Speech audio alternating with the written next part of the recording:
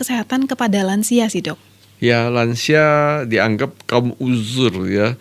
Jadi usianya 65 ke atas ya. Banyak yang sudah kursi roda, ada yang pakai oksigen ya. Tapi tidak sedikit orang tua yang masih gagah, masih bisa bekerja, masih bisa melakukan segala sesuatu, bahkan bisa nyetir mobil, bisa mencari uang lagi ya. Jadi lansia itu tergantung kesehatan, tergantung mindset mereka. Sikap itu menentukan. Ya, kalau Anda sudah tua, Anda berpikir Anda sudah tua, lalu jalan juga pelan-pelan, lalu ngomong juga pelan-pelan, Anda jadi betul-betul tua. Tapi kalau Anda sudah tua, berpikir positif, Anda masih bisa berkarya, masih bisa bekerja, masih bisa cari uang, bahkan bisa membimbing, melatih, mengajar, dan bukan main, dan mau belajar. Itu membuat Anda terus menjadi maju dan tidak akan tua. Oleh karena itu kita tahu masalah kesehatan itu apa? Orang tua. Orang tua itu tentu masalah penglihatan berkurang, pendengaran berkurang.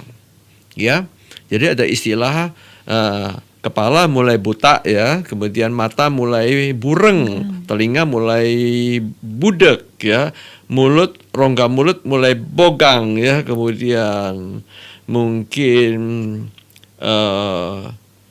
postur mulai bungkuk ya, jadi BBBB, kemudian perut mulai buncit ya, kemudian kantong mulai bokek ya, semua BBB, semua penyakit keluar. Penyakit orang tua itu osteoporosis, penyakit tua itu ada pikun, penyakit orang tua mungkin kanker, penyakit orang tua masalah pembuluh darah ya, jadi gula keluar, obesitas muncul, nanti kena hipertensi, kena diabetes, kena jantung, kena stroke, kena gagal ginjal, macam-macam gangguan. Ya, itu semua sebetulnya bisa kita halau, bisa kita cegah, bisa kita hindari dengan cara gaya hidup yang benar. Ya, supaya tidak osteoporosis, jemur matahari, bergerak badan, itu tulang kita tetap kokoh. Mungkin Anda mengonsumsi kalsium. Ya, vitamin D dapat dari sinar matahari. Ya, supaya tidak pikun, belajar baca, menulis, belajar nyanyi, nyanyi bersama. Itu melatih otak. Anda tidak akan jadi pikun.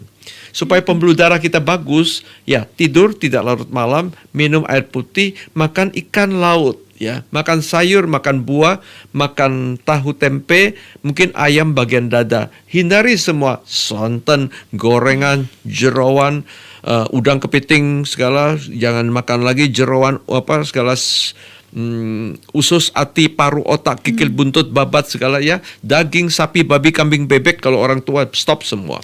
Ya, tidak ada alkohol, tidak merokok. Ya, itu lifestyle kita membuat kita jadi sehat. Baik, tapi tentunya juga kesehatan di masa tua itu dipengaruhi oleh kebiasaan kita dari masa muda itu tadi ya, Dok. Gimana jadinya kalau misalkan masa muda kita yang punya lifestyle yang tidak baik, akhirnya waktu di masa tua sudah terjadi komplikasi. Nah, gimana kita mau makan apa nih, Dok, yang boleh? Ya, ini paling penting ini. Ini statement ini yang sangat penting sekali. Sejak muda Anda harus menabung kesehatan. Tabung kesehatan sejak muda. Pada usia muda Anda sudah hidup sehat, selanjutnya usia tua Anda tetap umur panjang ya. Betul. Jadi kalau penyakit-penyakit banyak tabungan daripada usia muda, usia pertengahan. Ya, ini tiba-tiba umur 65 tiba-tiba sudah kena stroke. Itu karena tabungan merokok pada pada usia muda. Ya, kena diabetes sampai kena jantung, itu karena tabungan pada usia muda, terlalu banyak lemak, suka junk food, kegendutan. Jadi mulai awal jadi memang harus makan sayur. Lalu buah jadikan ngemil yang sehat. Kemudian karbo jangan banyak-banyak lagi. Karena zaman sekarang bukan zamannya banting tulang saya katakan. Zaman sekarang banyak duduk. Jadi sayur harus banyak, karbo memang harus kurangin. Ya. Kemudian cari lemak yang sehat. Ikan adalah lemak yang baik. Ya. Lemak dari daging itu kurang bagus. Lemak jeroan jahat sekali. Ya, gorengan itu super jahat karena trans fat, kriuk-kriuk itu jahat. Sehingga kalau kita ngerti seperti itu, kita bisa ngincipi sedikit, tapi kita makan banyak sayur buah, kemudian kita bergerak badan 30 menit, enggak usah ngoyo, enggak usah berat-berat, tapi kita sehat. Baik, jadi itu intinya kalau mau hidup sehat di masa tua, mulai dari sekarang waktu masih muda ini nabung pola hidup yang benar, pola hidup yang sehat supaya nanti sampai tua kita bisa tetap fit. Baik, terima kasih Dokter Hans.